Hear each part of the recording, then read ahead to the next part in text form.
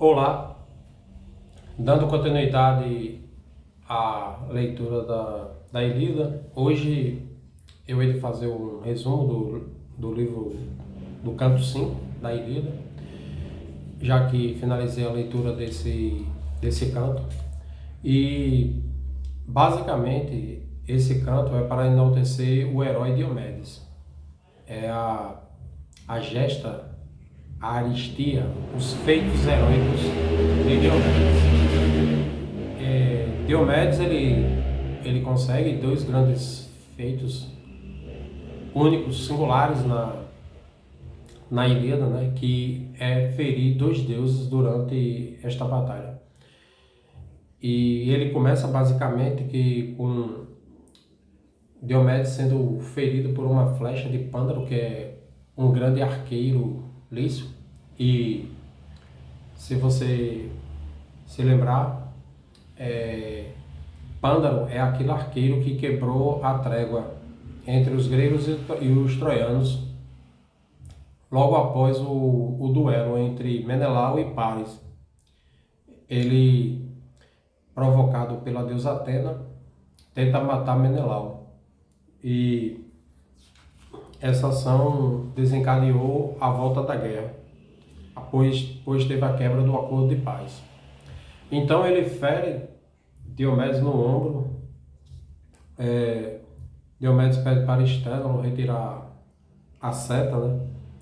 E neste momento, Diomedes ora para a deusa Atena, né? Pedindo força para matar o seu algoz, que seria Pândaro. A deusa Atena vem, não só cura o ferimento, mas como dá força e coragem para ele ir para a batalha. E Diomedes volta, né, a destruir fileiras troianas. Este canto é um dos cantos mais violentos da Ilíada, né? Inúmeras mortes com nomes, dezenas de nomes citados de mortes, tanto entre os gregos como entre os troianos. E Diomedes está ali matando muitos troianos. Enéas observa e Enéas convoca Pândaro, chama para acabar com Diomedes, né?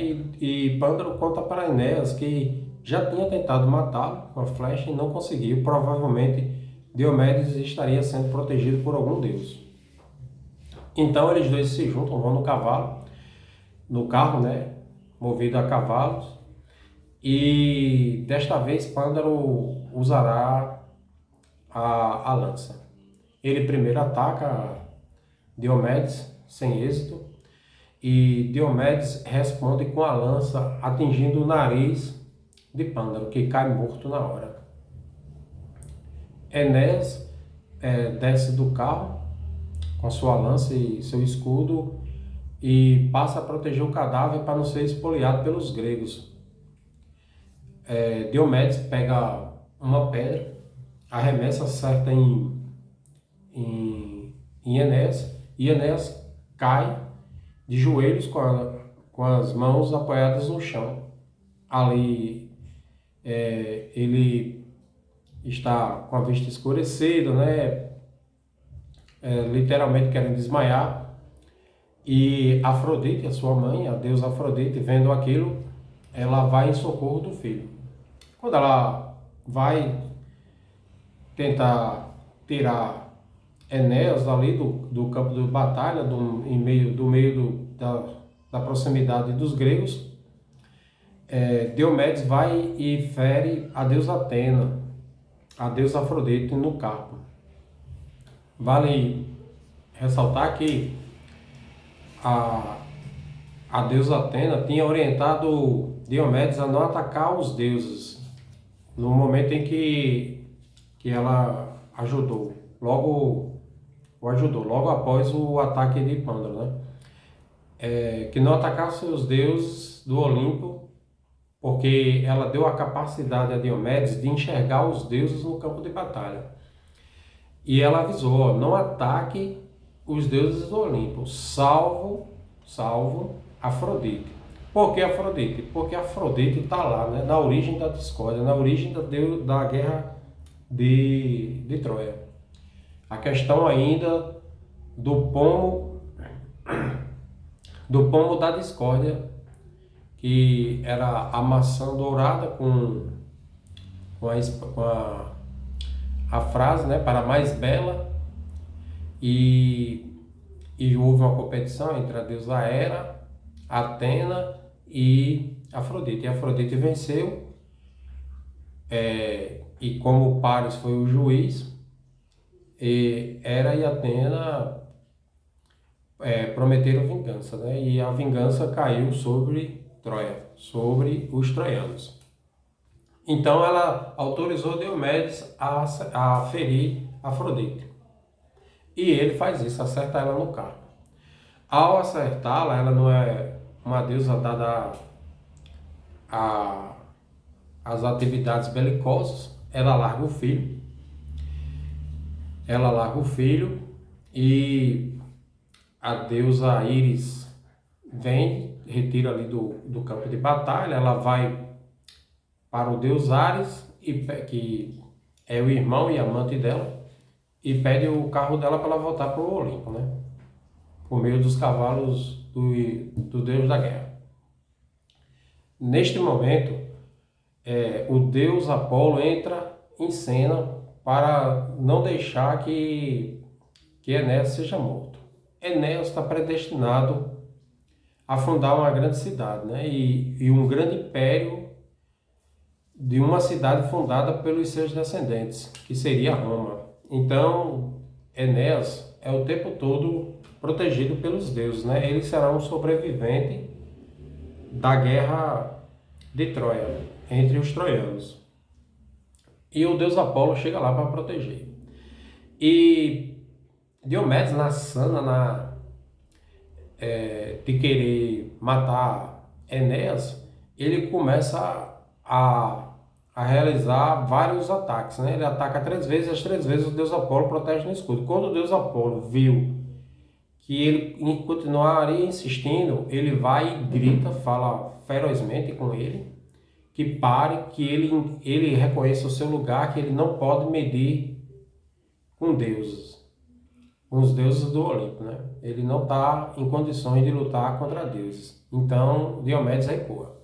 O deus Apolo retira Enéas do campo de batalha, leva para o templo, dentro das muralhas troianas, onde ele será curado.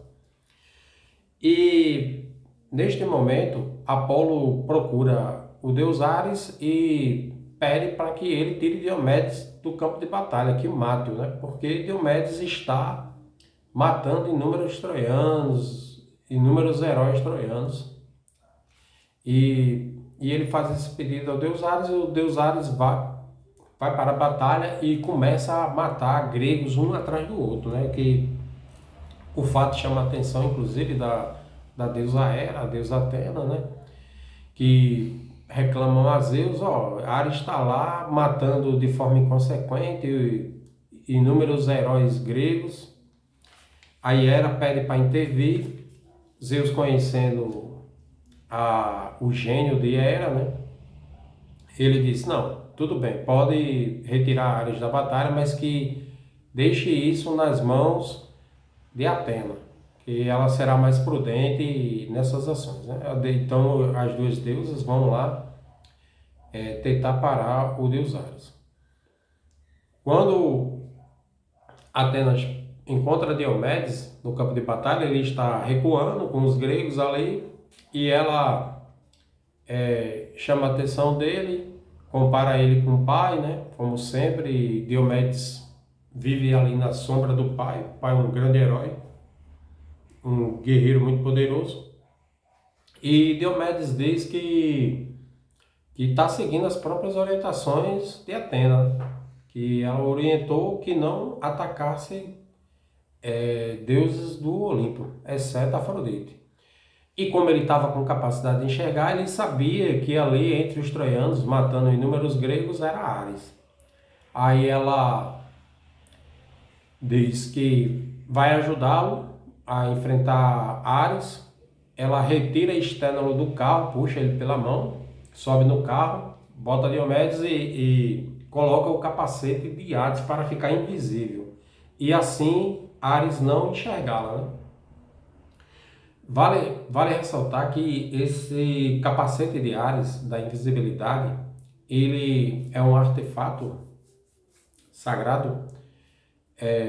Na batalha da Titanomaquia, quando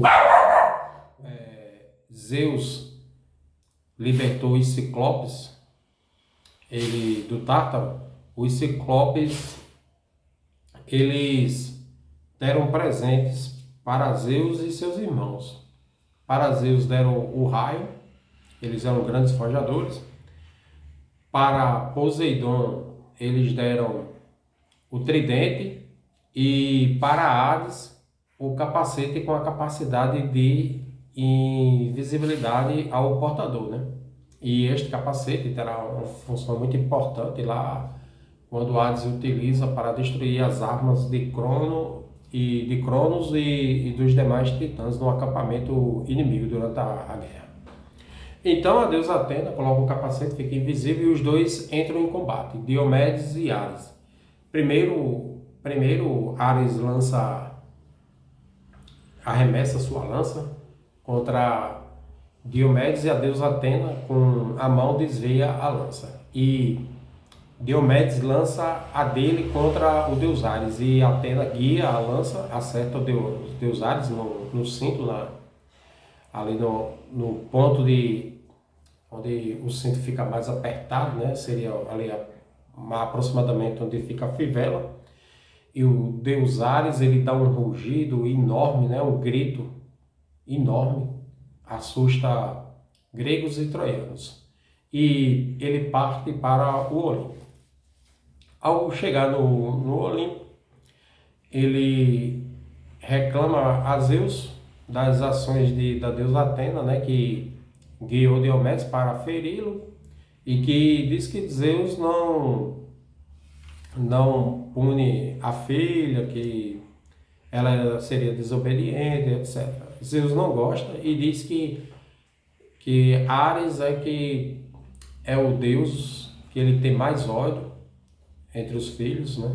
E que só não, se ele fosse filho de outros deuses, já teria lançado ele para lá do Tártaro, ele que seria, entre aspas, um inferno, né? Um inferno, o Tártaro, e manda Pelne, que é o médico dos deuses, curar o deus Ares. O Pelne cura o deus Ares, depois ele volta ali todo brilhante, todo com aquela áurea divina.